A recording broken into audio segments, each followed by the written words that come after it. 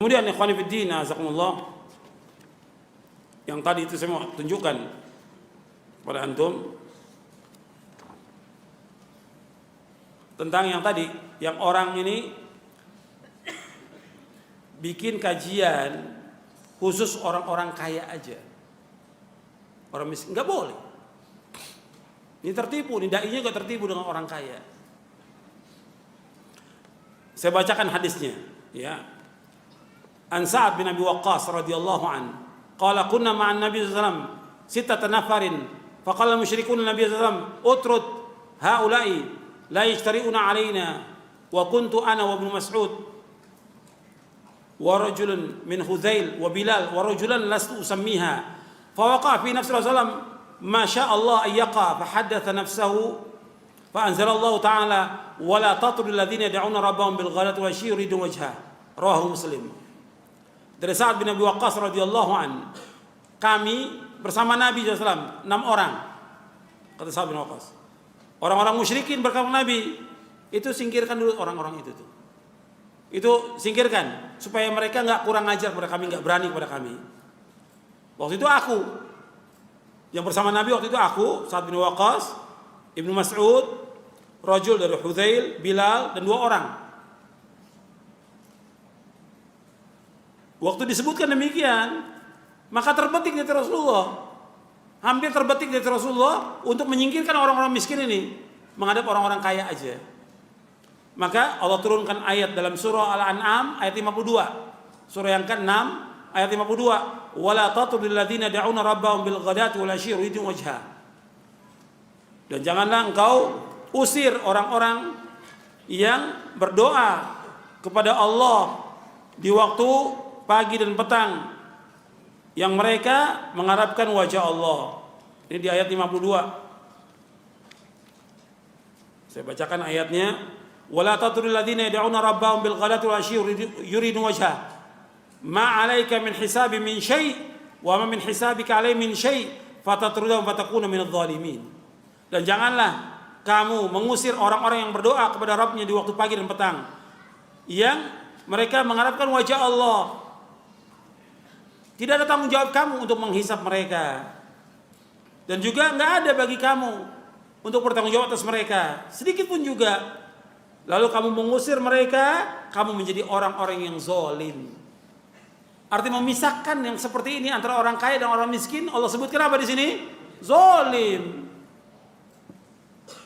Semua orang yang sudah tahu akidah, tahu manhaj, pengen ngaji atau enggak? Semua pengen ngaji. Kalau di masjid kan semua bisa ikut ngaji. Tapi ketika di hotel, kan enggak semua mampu bayar. Kenapa di hotel? Kan dia juga sedih. Saya juga pengen ngaji. Kenapa? Dibedakan ke orang-orang kaya. Atau di rumah orang-orang kaya.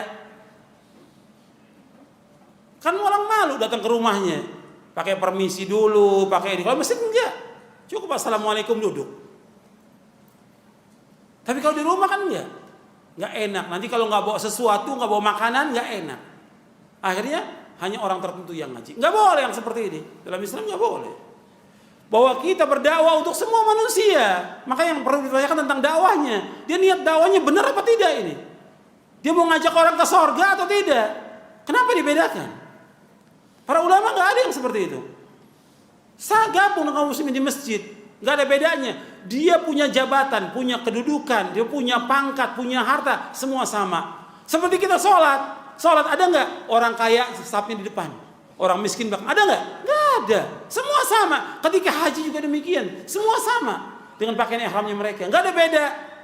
Nuntut ilmu, semua juga sama. Nggak ada orang kaya depan ustadz, orang miskin belakang, nggak ada. Semua sama. Ini ibadah kepada Allah. Begitu juga ngaji. Ngaji ibadah bukan? Ngaji ibadah, nuntut ilmu ibadah, nggak boleh dibedakan. Ini juga peringatan kepada ustadz-ustadznya juga ini. Orang-orang kaya dan ustadznya nggak boleh dibedakan. Juga kepada panitia pengajian. Ini panitia pengajian juga punya masalah juga ini. Ya, karena yang bikin masalah juga banyak panitia pengajian. Yang bikin porak-poranda di antara salafin juga panitia pengajian. Yang ngadu domba juga di antara mereka. Maka mereka harus taubat kepada Allah dan sadar. Taubat kepada Allah. Bahwa ngaji untuk semua yang gabung bersama kaum muslimin di masjid Allah. Biar kelihatan turunnya rahmat Allah, barokahnya, manfaatnya dan nikmatnya kita duduk di masjid Allah SWT. Makanya Syekh Utsaimin rahimahullah memberikan komentar tentang hadis ini di dalam kitab Riyadhus Shalihin. Kata beliau begini, wa yustafadu min hadzal hadits anna al-insan yanbaghi an yakuna julasa'uhu min ahlil khair alladziina yad'una Allah sabahan wa masaan wa yuriduna wajha wa la yahtam bil julusi ma'al akabir wal ashraf wal umara wal wuzara wal hukam bal la yanbaghi an yajlisa ila haula illa an yakuna fi dhalika maslahah fa idza kana fi dhalika maslahah mithlu an yurida an ya'murahum bima'rufin aw yanhahum an munkarin aw yubayyin lahum ma khafiya 'alaihim min hal umma fa hadha tayyib wa fi khair amma mujarradul insan bimalasatihim wa nilja bi annahu jalasa ma'al akabir aw ma'al wuzara aw ma'al umara aw ma'ulatul umur fa hadha ghardun la yuhmadu 'alaihi al-'abd. Kata Syekh Utsaimin rahimahullah, kata beliau begini, diambil dari hadis ini hendaknya seorang itu teman-temannya, teman duduknya, orang-orang baik yang selalu berdoa kepada Allah waktu pagi dan petang, menginginkan wajah Allah, dan nggak boleh perhatikan, nggak boleh bagi dia mementingkan duduk dengan orang-orang besar, orang-orang mulia, dengan para umara, ulil amri atau wuzara, menteri-menteri, wahukam, orang para hakim, nggak boleh duduk bersama mereka. Duduk bersama, kecuali nggak pantas dan nggak patut bagi seorang dai duduk bersama mereka, nggak pantas dia. Kecuali ada maslahat. Apa maslahatnya?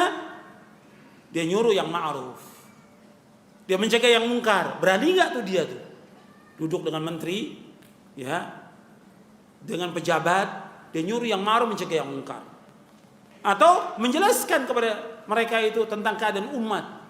Dijelaskan, ini umat berpecah belah, jalan yang benar ini jelaskan. Berani nggak dijelaskan itu? Kalau itu thayyib, kata Syekh Utsaimin, dan itu baik.